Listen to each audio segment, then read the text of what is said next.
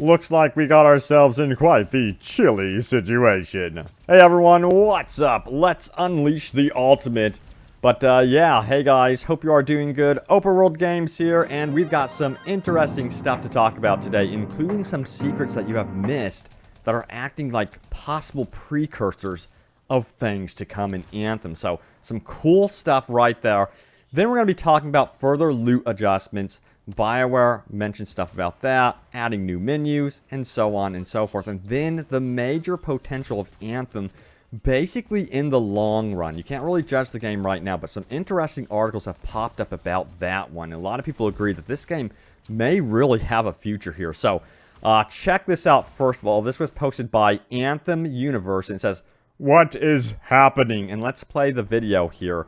Thanks to Anthem Universe for giving me permission, by the way, to use this. But, of course, this is Monument Watch here, and it is moving, and it got so many comments, so many people as we scroll down here wondering what is going on. Some funny stuff down here, references to Indiana Jones, of course, and I'm going to tell you guys some thoughts and speculation as to what we can expect from Monument Watch going forward. Now, I popped in Anthem myself, and I was like, is it really moving right now? And yes, for me, it is moving right now, mysteriously. Now, I'm not too sure how long it's been doing this, of course, and I don't know if there's a pattern to the movement, like if it aligns in a certain way, if something will actually happen.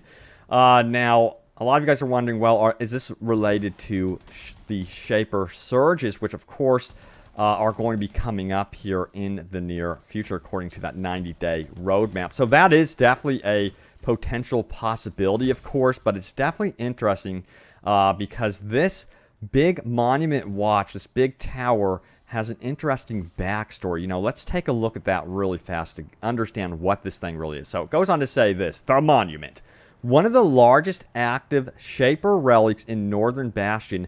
The Monument is thought to affect rip streams for the entire area. In 344, Arcanists discovered that some of the metal used in the Monument was like no other metal yet known, affecting gravity and wind by creating rip streams. In 396, it was discovered that a similar monument existed on the other side of the mountain pass, prompting Arcanists to theorize that the monument is merely the outermost point of a huge interconnected network of Shaper instruments that live underground. So, definitely a mystery behind this thing for sure. And, you know, we've heard hints and teases that a lot of these Shaper relics and monuments, stuff like that, can affect gravity and that sort of thing. So it would be interesting to see something like that happen, of course, in the future in the world of Anthem, like low gravity in certain areas or something like that. But a lot of you guys also want to see like time warps. So the potential with this monument going off and, you know, causing a big rift, you know, is very big. Now, a lot of you guys are wondering, well, Robbie, when could this actually happen? So let's go over to the 90-day roadmap and take a look at what they have to say here. So we have March 2019, which we are in right now. We're going to be getting this Stronghold caches here. Of course, new cosmetics are going to be connected there.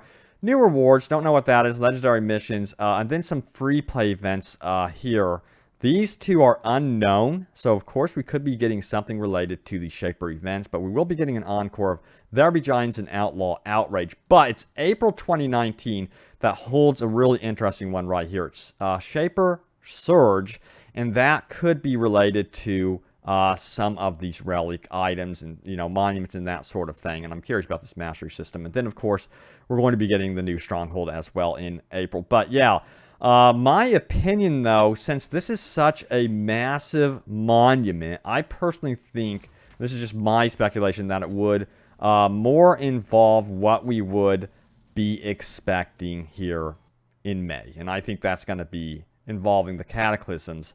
But yeah, it's really cool to see that this thing is moving around. Perhaps give off smaller bursts, though, related to the Shaper surges. That could be, of course, possible as well. But since it's such a gigantic structure, you know, something huge is lying within this mammoth monument here. So I'm extremely curious to see what happens. But give your theories, of course, but it is moving. Let me know if you guys find anything else that is a mystery to you all.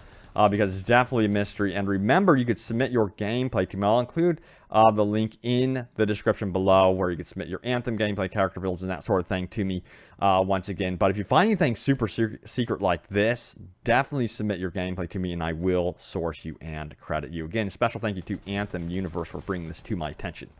Now, let's get into the other news where Bioware does reply about upcoming features and that sort of thing. So let's get to this. So this was posted here by Chaos Knight, who says this: you should be able to open menus when you have been downed, and a lot of us agree on this. It's extremely frustrating that you can't do this currently, but Ben Irving of Bioware does agree we are adding this. So this is something they are definitely going to be adding to the game going forward.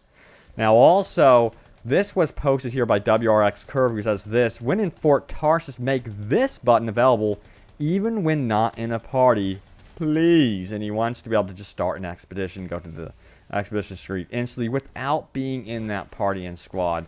And the reply from Ben Irving was this: yes, it's likely to be in the mid-March patch. So if you guys did not hear, we will be getting a new patch, of course. That is not going to be server side. It's going to be client side patch, which means you're going to have to download it, and it should be a pretty beefy patch. It's going to be happening roughly, by the way, around March 12th. So look out for that patch going forward. Now let's talk about loot adjustments.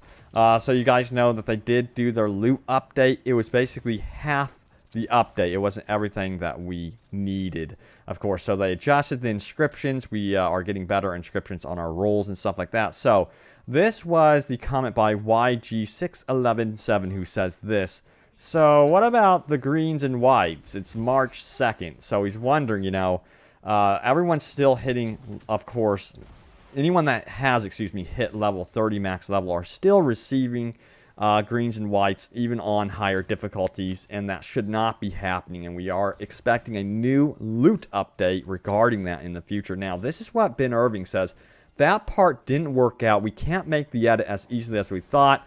Still want to do it. Will take a little time. Sad face. So there's an update on that one going forward. So he did not confirm, by the way, there, that would be landing in the March 12th patch. So I'm hoping that comes sooner than later to kind of please everyone. But so far, I've still gotten some pretty cool drops and, you know, some pretty neat stuff here. This is one of my favorite go-to weapons right here, the light machine gun. So I'm enjoying that, but still overall really enjoying the game. But yeah, I agree. Once you get up to higher difficulties and at level 30 and stuff, you want to be kind of focused in on fine-tuning your masterwork build and stuff like that. You don't really want to be getting, you know, crappy stuff. All right, so let's talk about Anthem having major potential. So I'm seeing a bunch of articles and stuff popping up talking about this and agreeing that, you know, yeah, Anthem in the future, it looks like this game could be something really special. Right now, it's going through a rough time, you know, critically and with, you know, other people. But this is what the article says. This Anthem still has a path to greatness despite early reviews. Another article says this: Anthem's true tests come in 6 months, not now. So I partially agree with that one. Of course, yeah, 6 months time, the game could be completely different. But I think that I really wish they would have nailed down the launch with this game. It's still such a shame that they had so much problems during launch, for sure. But yeah, 6 months time, this game could be completely different. So I'm personally excited to see what they add. But this is what the article says here: critics are absolutely right to expect that when people spend $60 on a game, it should be a complete and polished experience, not a work in progress. But I also think reviews aren't telling you the whole story. Sources to these articles are in the description below, by the way, so you can read the full thing. I'm reading the tail end of the article right now. It says this: when Destiny was released, we heard the same critiques: poor story, weak in-game, bugs and glitches galore. The next year, Bungie pulled it all together with The Taken King. Then it all happened again with Destiny 2, and once more in the following year, its Forsaken sequel made it the game most players wanted from the beginning. And then it says this: Anthem is not a great $60 game, but it could be a decent $30 pickup or a redemption story in 2020. But as for now, its fundamentals, open world, and enjoyable co-op loop are enough to save it from the eternal damnation that it's being condemned to by many across the internet. It has its problems for sure, but don't let that make you count it out just yet. So I think that's a pretty good statement right there. You know, the gameplay itself it's still so good, especially, you know, coming from other games as well. You know, it's so fast-paced, and, you know, I just rewatched Iron Man because of this game. It's like, man, you know what? I haven't seen Iron Man in a while. I think I'm going to rewatch it here. So it definitely fulfills that type of superhero Iron Man type of fantasy, of course. Now it's time for, guess what? Yes, your top comments. Leave a comment down below. Could end up right here, smack dab in the middle of the video, so let's do it. First top comment comes from Crusher Chaos, who says this: making a route to farm efficiently is not an exploit. And of course, they're referring to the video I did recently about players getting banned for exploits and stuff like that, because there are some bans going on right now in Anthem if you are severely, I think it's severely exploiting the game far too much. But it seems like it's also, these bans are being handed out to streamers that might be showcasing the exploits. My personal opinion, don't do the exploits. Enjoy the game as it's originally intended. That's just my personal opinion. But also, Oksana Gaming says this: I don't get why players exploit glitches in the first place. Doing so makes a game too easy. A challenge makes it more fun. No, totally agree with that sentiment as well. So yeah, I try to avoid the exploits. I think it makes it more enjoyable. And, you know, exploits become a real issue when you kind of hinder the game for randoms. When you're in a squad and everyone's agreeing to kind of run the exploit, that's a different matter, of course. But when you are kind of hindering it for other players and stuff like that, that's a pain. Next top comment comes from Chesty Puller, and here's an example of that. He says this: I had a guy invite me to his party for a stronghold, and he says, hey, we're going to be spamming the boss to get a bunch of loot, and we'll just keep doing that until we're all satisfied with our masterwork items. I said, nah, I'm good, and left. I'm not about the exploit life. It ruins the game. And he got a bunch of upvotes on that one. So a lot of you guys definitely agree with that. Now, next up, Digital Death says this: don't exploit and don't promote. Doing so easy. Yeah, a big part of that is the promotion part, promoting the exploits. You know, you got to be super careful about that, because you know, even with like the exploit that I was running for the Storm, that's a big, in my opinion, that's like a game-breaking exploit. It shouldn't be in the game in the first place. Like, let's get real. Like, it was in the game, which is a problem. And if someone's gonna find it, they're gonna use it and they're gonna abuse it. So at the end of the day, it is really, you know, the developer's fault in that regard. But at the same time, you know, as a streamer or someone that's publicly showing it to a lot of people, it's just going to spread like wildfire like never before. But guys, there you have it. Take a look at the Monument Watch here moving. What mysteries lie within? No one knows just yet. But yeah, stay tuned for more, you know, Anthem news, gameplay, and updates. Thank you guys so much for watching. Hopefully you enjoyed the video. Look out for more. Also, it looks like Borderlands 3 is going to freaking be happening here very, very soon at PAX East. So look out for news related to that here on Open World Games. But guys, thanks for watching, and I will see you next time. Take it easy.